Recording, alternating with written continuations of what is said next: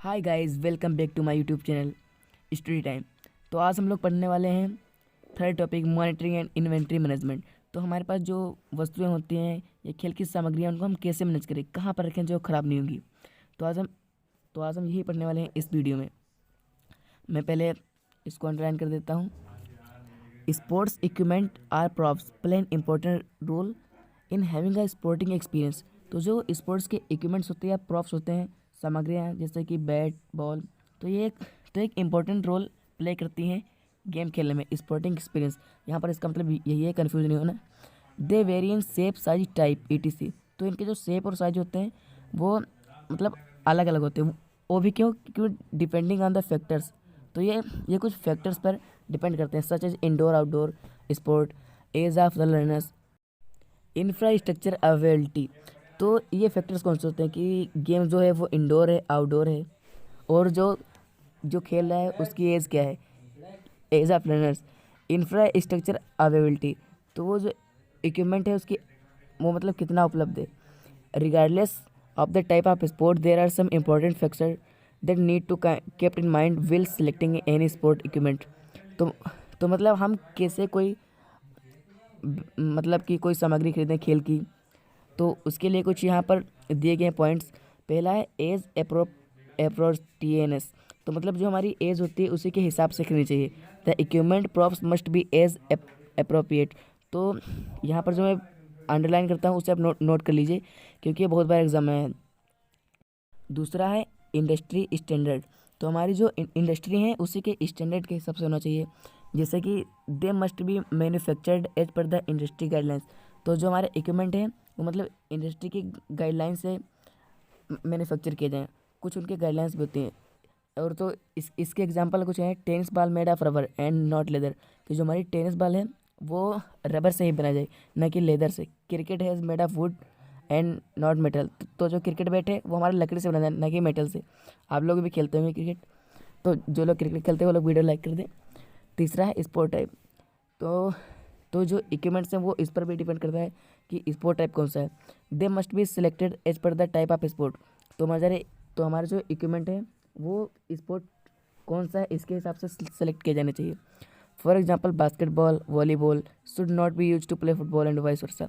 तो जैसे बास्केटबॉल और वॉलीबॉल हमारे फुटबॉल प्ले करने के लिए नहीं खेले जा सकते। और चौथा है इंफ्रास्ट्रक्चर। तो मतलब इसका मतलब ये है यहाँ पर कि मतलब किस प्रकार का गेम है, कहाँ पर खेला जाएगा, depending on the type of sport. तो तो ये जो इक्विपमेंट होते हैं स्पोर्ट पर डिपेंड होते हैं। And where it is played. तो ये कहाँ पर खेला जाएगा। Selection of props and equipment भी is determined. For example indoor courts play area requires less rest. तो मतलब जो हमारे इंडोर होता है कोर्ट, वहाँ पर एरिया कम लगता है।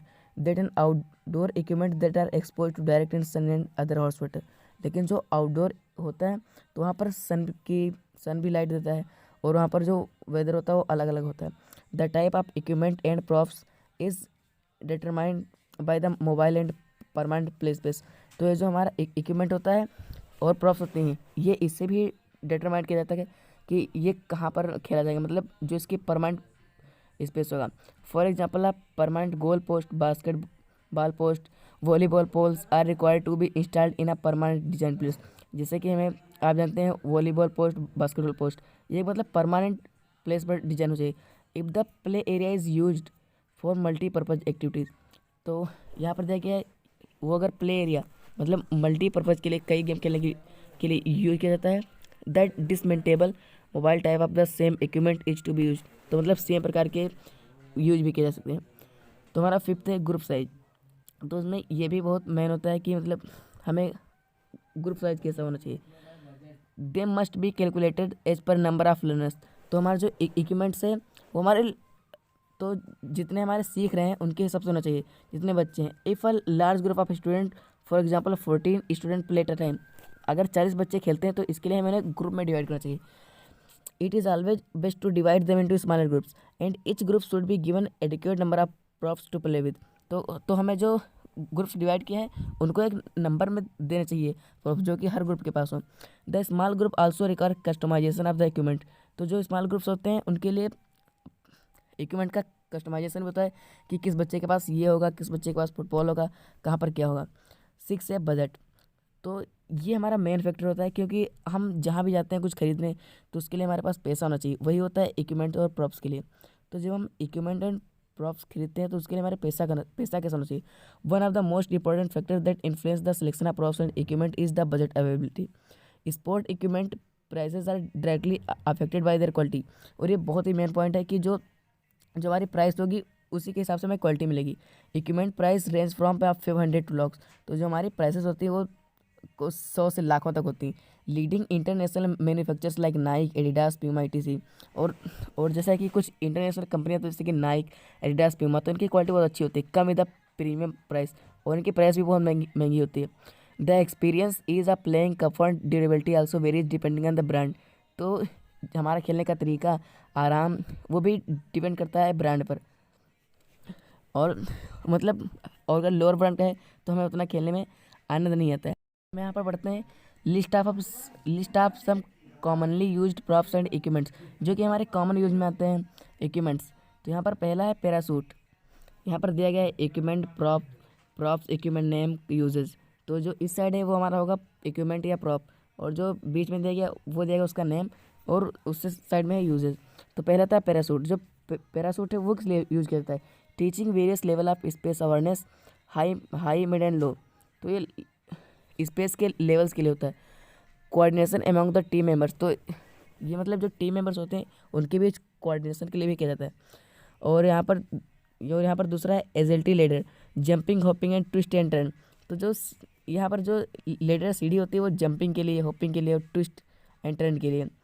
और ये थर्ड है हुला हुप।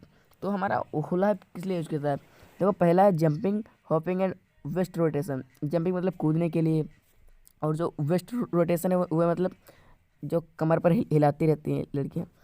और फोर्थ है flattering, jumping, hopping and eye coordination. जो फ्लैटरिंग होती है वो मतलब जंपिंग के लिए, हॉपिंग के लिए एंड, और जो हमारे आंखों और हाथों के साथ कोऑर्डिनेशन बनाती हैं। और यहाँ पर है सॉसर कॉन। तो ये जो होता है इनसे बाउंड्रीज बनाई जाती हैं, आप लोगों ने देखा भी होगा कई गेम्स में। और मार्किंग कोन, इससे भी बाउंड्री बनाती हैं। और अब हमारी आती हैं बास्केट। सो बास्केट से क्या होता है, तो इससे हमें थ्रोविंग एंड टारगेट प्रैक्टिस होती है, जिससे कि हम गेंद को बाल्टी में फेंकते हैं। ये हो गया थ्रोविंग। और इससे टारगेट की भी प्रैक्टिस होती है कि हमें यहाँ पर फेंकना है। और यहाँ पर है बीन बैग्स स्कार्फ। तो इसका यूज किस लिए होता है, थ्रोविंग में, फेंकने में, कैचिंग में, hand eye coordination.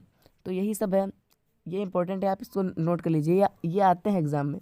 Bean bag, throwing and catching, इसका भी यूज़ थ्रोइंग एंड कैचिंग में किया जाता है। Been bag, balance. अब आता है फ्रॉग बीन बैग। इसमें क्या होता है, थ्रोविंग एंड कैचिंग। इसमें भी थ्रोविंग एंड कैचिंग ज़्यादातर सेम है, इसमें भी bean bag, balance. Flexi pole with modified base. तो कुछ हमारे फ्लेक्सी पोल होते हैं जिनके बेस को मॉडिफाई किया जाता है। तो इनका यूज क्या होता है, इनका यूज होता है to set target and marking. तो इससे हमारे टारगेट सेट किए जाते हैं और उन्हें मार्क किया जाता है। अब हमारा आता है स्टेप हर्डल, जंपिंग एक्टिविटीज़। आप लोगों ने देखा होगा कि आपके स्कूल में भी कुछ एक्टिविटीज़ होती रहती हैं स्टेप हर्डल वाली, तो उसमें यूज किए जाते हैं। और यहाँ पर आता है ट्रेनिंग आर्क विदाउट बेस। तो यहाँ पर जो ट्रेनिंग आर्क होते हैं उनका यूज़ किया जाता है क्राउलिंग में। अब आता है जिम मैट। आप लोगों ने जिम देखा होगा तो उसमें मैट्स होती हैं, इनका यूज़ क्या होता है, फ्रंट रोल, आगे में रोल करने के लिए, बैक रोल, क्राउलिंग, जिसे हम कहते हैं कला लगाना। अब आता है बैलेंस बीम। इसका यूज क्या होता है, बैलेंसिंग एक्टिविटीज़, जैसे कि नाम से क्लियर है बैलेंस बीम, तो बैलेंसिंग एक्टिविटीज़। अब है प्लास्टिक बॉल्स, इनका use throwing and catching and striking किया जाता है। अब आता है प्लास्टिक रैकेट।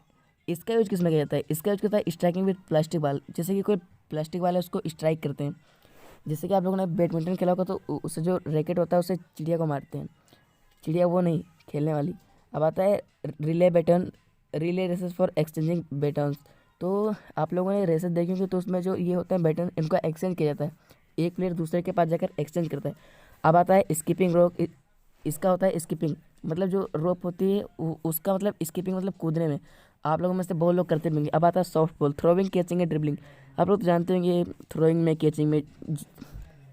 और और मैं आपको बताता हूँ कि जहाँ पर भी बॉल आए तो वहाँ पर आप समझ जाइए कि उसका थ्रोइंग एंड कैचिंग में यूज होता है। अब हमारा यहाँ पर है स्पॉन्ज रिंग, तो इनका भी थ्रोइंग एंड कैचिंग में यूज होता है। अब आता है बास्केटबॉल। अब यहाँ पर बास्केटबॉल नाम से क्लियर है, basketball game and related activities. अब है फुटबॉल, इसका भी football game and related activities, ये फुटबॉल गेम में खेला जाता है। वैसे आप बताइए आपका फेवरेट फुटबॉल प्लेयर कौन सा है, कमेंट में ज़रूर बताइए।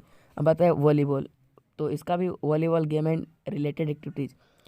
और अब है वॉलीबॉल नेट। अब इसका यूज क्यों किया जाता है, इसका यूज वॉलीबॉल गेम में किया जाता है, जहाँ पर लगाया जाता है नेट।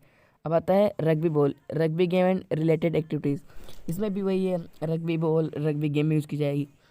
अब आता है मेडिसिन बॉल, तो लेकिन ये कोई गेम नहीं होता है, ये कभी यूज करती है, ये upper body strength by throwing, तो इससे जो ऊपर की बॉडी की स्ट्रेंथ होती है उसको बढ़ावा मिलता है फेंकने से इसको।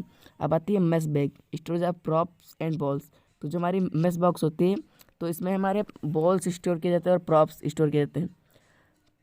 अब है डफल बैग, जिसको हम टोट बैग भी कहते हैं, तो इसमें भी स्टोरेज ऑफ प्रॉप्स होता है। अब जो हमारा ये है बिब, ये पिछली बार आया था एमसीक्यू में, what is the use of bib, ऐसे क्वेश्चन था। तो ये कब किया जाता है, used in team game as jersey to differentiate from the opponent, तो इसका यूज होता है कि अपोनेंट से डिफरेंट दिखने के लिए, अलग दिखने के लिए, जैसे कि पाकिस्तान और इंडिया की जर्सी अलग अलग है। अब आते हैं टेनिस बॉल पर, तो टेनिस बॉल का use throwing catching and cricket and tennis game में, लेकिन जो टेनिस बॉल है उसका क्रिकेट में भी यूज होता है, जैसे कि आप लोग खेलते रहेंगे तो आप लोग ज़्यादातर टेनिस बॉल से खेलते हैं। अब आते हैं प्लास्टिक क्रिकेट बैट, तो जो प्लास्टिक क्रिकेट बैट होते हैं तो क्रिकेट में यूज करते हैं, लेकिन किसके द्वारा, जूनियर स्टूडेंट। लेकिन जो वुडन के क्रिकेट बैट होते हैं वो भी क्रिकेट में यूज किए जाते हैं, लेकिन ये सीनियर स्टूडेंट्स के लिए। अब बताए स्टम्प्स नेट, तो हमारे जो स्टम्प्स नेट होते हैं वो तो थ्रोइंग के लिए यूज किए जाते हैं, बॉलर का टारगेट ही रहता है कि वो वहाँ पर मारे स्टम्प्स पर, इससे भी इसका यूज है टारगेट प्रैक्टिस। अब आते हैं, अब ये आ गया बच्चों वाला अल्फ़ाबेट कार्ड सेट, तो ये जो अल्फ़ाबेट कार्ड सेट होता है ये होता है पजल गेम के लिए, इनसे पजल खेली जाती है। अब है नंबर कार्ड सेट 0 to 9, तो जो नंबर का कार्ड्स होते हैं 0 to 9, इसका भी यूज होता है पजल गेम में। और यहाँ पर जो हमारा मतलब इस हिसाब से थर्ड है वो होता है फुट पम्प, इसका यूज किया जाता है इन्फ्लेटिंग द बॉल्स को उठाने में। मेरे को लग रहा है कि आप लोग समझ रहे होंगे, तो वीडियो को लाइक कीजिए, मेरे को बार बार करने में अच्छा नहीं लगता है, लेकिन आप लोग कर दीजिए करिए। अब हमारा यहाँ पर है फर्स्ट एड बॉक्स, तो फर्स्ट एड बॉक्स का यूज़ क्या होता है, आप लोग तो जानते होंगे कि गेम में इंजरीज होती रहती हैं, तो उसके लिए हम लोग कहीं चोट लगी तो उसका यूज़ कर लेते हैं, वही होता है फर्स्ट एड बॉक्स। अब आते हैं लगोरी गेम, आप लोगों ने कुछ कन्फ्यूज होंगे, ये होता है सित्तोल, आप लोगों ने खेली भी होगी, साथ रखते हैं और फिर उस पर गेंद मारते हैं, वही है लगोरी गेम, कन्फ्यूज नहीं होना है। अब आते हैं सिट एंड रीच बॉक्स, तो ये सिट एंड रीच बॉक्स होता है, ये टू मेजर बैक फ्लेक्सिबिलिटी, तो जब हम बैठते हैं तो उससे हमारी जो पीछे की फ्लेक्सिबिलिटी होती है तो उसे मापते हैं।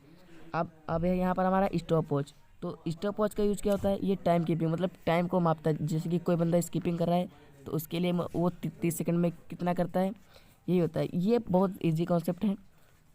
अब हमारा आता है वेटिंग स्केल का नाम से क्लियर है कि ये वेट को मेजर करता है, तो ये भार को मापता है, मैं वहाँ पर लिख रहा हूँ भार मापता है।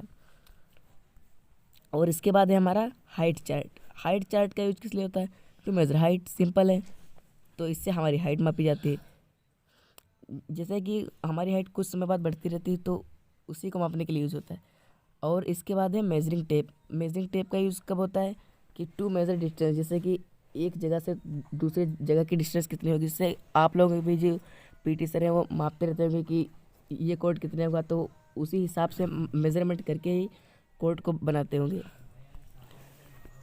अब आप लोगों ने क्रिकेट भी खेला होगा, तो क्या उसकी जो दूरी होती है कोई पिच की, तो कोई ऐसे ही ली जाती है, नहीं, उसे मेज़र किया जाता है, इसी प्रकार इसके लिए हमें मेजरिंग टेप की ज़रूरत होती है। और अब यहाँ पर हमारा टॉपिक ख़त्म हो चुका है, यहाँ पर क्वेश्चन है व्हाट यू हैव लर्नड, आपने यहाँ पर जो हमारे लास्ट के क्वेश्चन है सब्जेक्टिव क्वेश्चन, इनको आपको सॉल्व करना है, क्योंकि यहीं से ही बनते हैं हमारे क्वेश्चन और ये वेरी इंपॉर्टेंट क्वेश्चंस हैं। तो यहीं पर हमारा वीडियो एंड होता है, और आप वीडियो को लाइक कीजिए, चैनल को सब्सक्राइब कीजिए और वीडियो को शेयर करना बिल्कुल। Thank you for watching.